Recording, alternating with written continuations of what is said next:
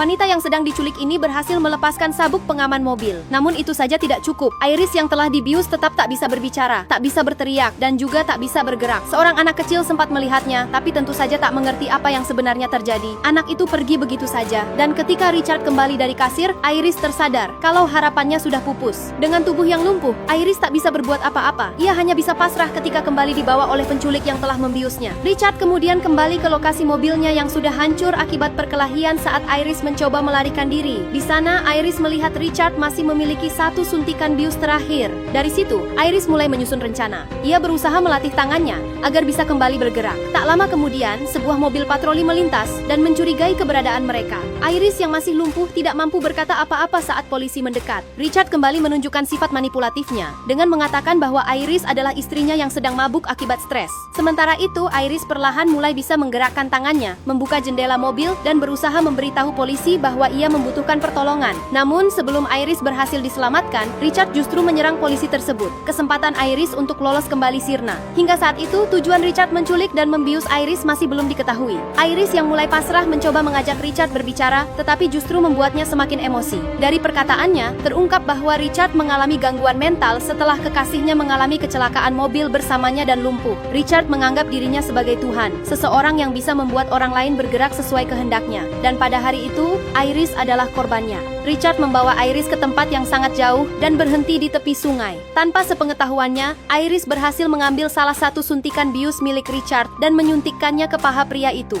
Namun karena tangannya masih sebagian lumpuh, Iris tidak mampu menekan cairan bius keluar sepenuhnya. Usahanya untuk meloloskan diri kembali gagal. Richard lalu membawa Iris ke sebuah kapal. Kondisi Iris perlahan membaik. Tubuhnya mulai bisa digerakkan sedikit demi sedikit. Ia meminta Richard mendekat, dan saat itulah Iris berhasil mengambil pisau dari saku Richard. Terjadi perkelahian, hingga akhirnya Richard terjatuh ke sungai. Ia masih berusaha naik kembali ke kapal, memaksa Iris menembaknya. Meski Richard berhasil disingkirkan, kapal tersebut justru mengalami kebocoran. Dengan tubuh yang masih kaku dan tangan yang terikat, Iris kembali berada di ambang kematian. Ia terjatuh ke sungai dan tenggelam. Suasana mendadak hening. Namun Iris berhasil bertahan dan berenang ke tepi sungai. Di sana ia melihat Richard ternyata masih hidup dan berusaha menyelamatkan diri. Mengingat semua perbuatan yang telah dilakukan pria itu terhadap dirinya, wanita ini pun segera menghabisinya. Dan film pun selesai.